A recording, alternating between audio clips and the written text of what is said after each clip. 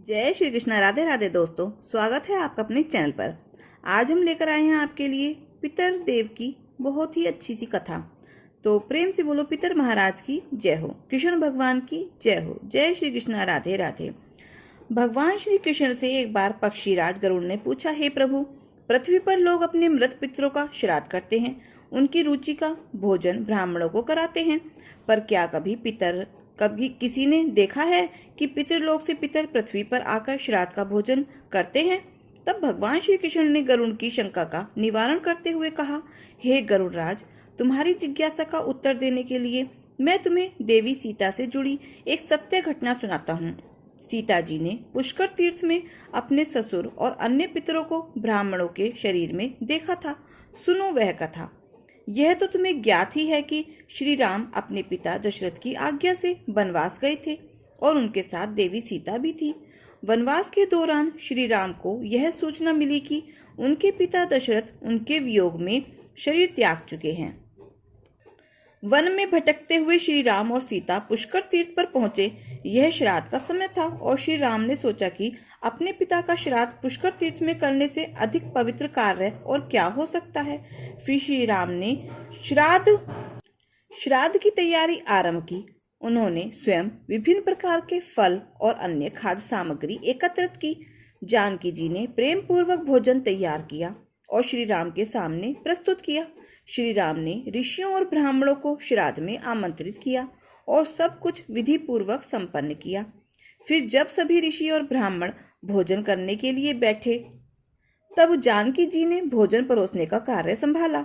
उन्होंने अत्यंत भक्ति भाव से ऋषियों के सामने भोजन परोसा, लेकिन भोजन परोसते समय अचानक ही सीता जी ब्राह्मणों और ऋषियों के बीच से हट गईं और दूर जाकर लताओं के बीच छिप गईं। यह दृश्य देखकर श्री राम चकित हो गए। उन्हें लगा कि शायद लज्जा के कारण सीता जी ब्राह्मणों के सामने नहीं आई होंगी। फिर उन्होंने स्वयं ब्राह्मणों को भोजन कराकर विदा किया, पर उनके मन में सीता जी के इस व्यवहार को लेकर सवाल रह गया। फिर ऋषियों और ब्राह्मणों के चले जाने के बाद श्री राम ने सीता जी से पूछा, हे प्रिय, तुम अचानक ब्राह्मणों के सामने से हटकर लताओं के बीच क्यों छिप गई थी? यह उचित नहीं लगा।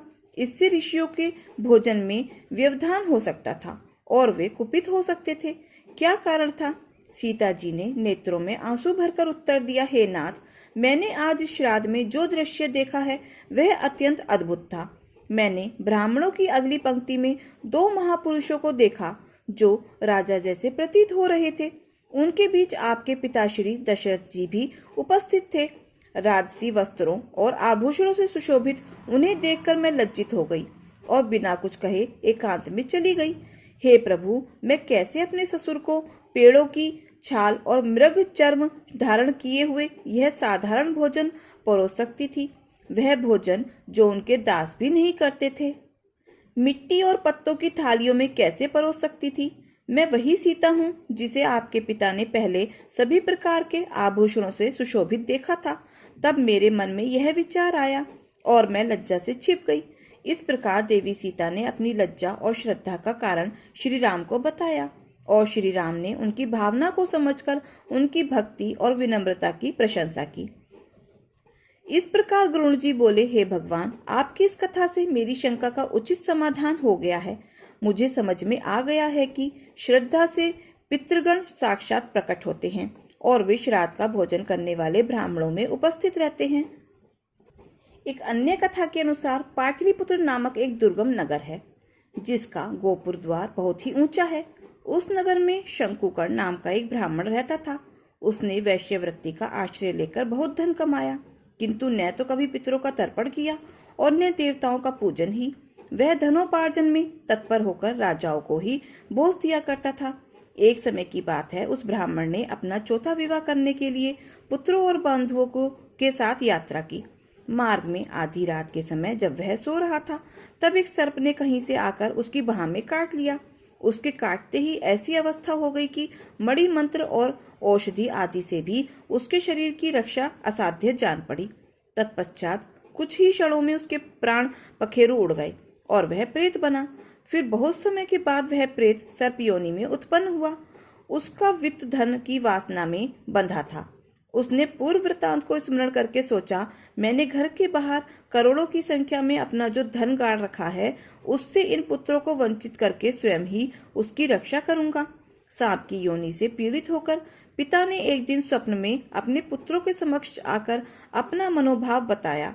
तब उसके पुत्रों ने सवेरे उठकर बड़े विस्मय के साथ एक दूसरे से स्वप्न की बातें कहीं। उनमें से मंझला पुत्र कुदाल हाथ में लिए घर से निकला और जहां उसके पिता सर्पयोनि धारण करके रहते थे, उस स्थान पर गया। यद्यपि उसे धन के स्थान का ठीक ठाक पता नहीं था, तो भी उसने चिन्हों से उसका ठीक निश्चय कर लिया और लोभ बुद्धि से वहां पहुंचकर बाबी को खोदना आरंभ किया। तब उस बाबी से बड़ा भयानक सांप प्रकट हुआ और बोला, ओ मूढ़, तू कौन है? किस लिए आया है? यह बिल क्यों खोद रहा है? किसने तुझे भेजा है? ये सारी बातें मेरे सामने बता। पुत्र है, मैं आपका पुत्र हूँ। मेरा नाम शिव है। मैं रात्रि में देखे हुए सपने से विस्मित होकर यहाँ का स्वर्ण लेने के कौतूहल से आया हूँ। पुत्र की यह वाणी सुनकर वह सांप हंसता हुआ उच्च स्वर से इस प्रकार स्पष्ट वचन बोला कि यदि तू मेरा पुत्र है तो मुझे शीघ्र ही बंधन से मुक्त कर। मैं अपने पूर्व जन्म के गाड़े हुए धन के लिए ही सर्प योनि में उत्पन्न हुआ हूँ।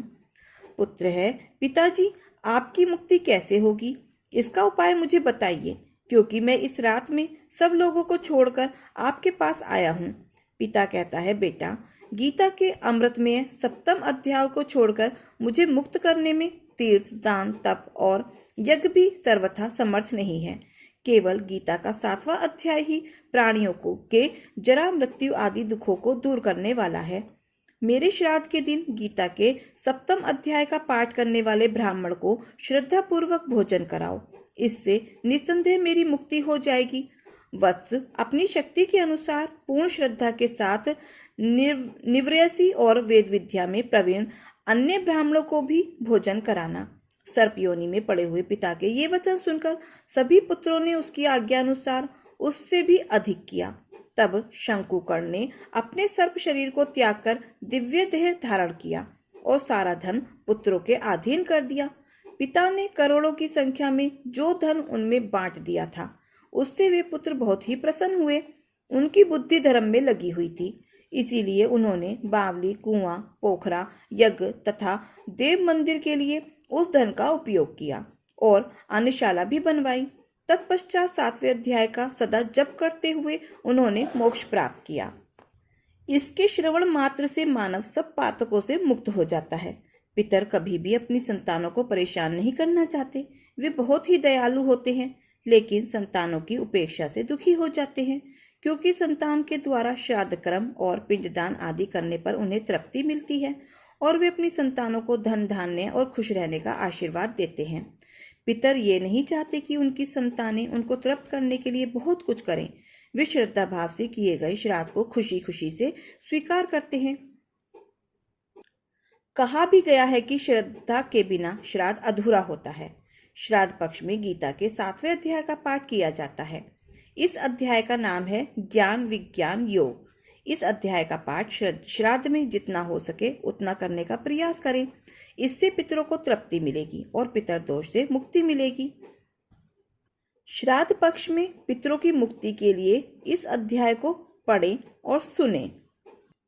पितरों की शांति के लिए और उनका आशीर्वाद प्राप्त करने के लिए और उन्हें मुक्ति प्रदान का मार्ग दिखाने के लिए गीता के 2 और 7वें अध्याय का पाठ अवश्य करें। तो प्रेम से बोलो विष्णु भगवान की जय हो, कृष्ण भगवान की जय हो। दोस्तों, ये कथा कहानी आपको कैसी लगी कमेंट बॉक्स में जरूर बताएं, और अगर अच्छी लगी हो तो प्लीज़ वीडियो को लाइक, शेयर और सब्सक्राइब अवश्य करें। अपना प्यार और सहयोग दें। मिलते हैं फिर ऐसे ही नई कथा कहानियों के साथ। धन्यवाद।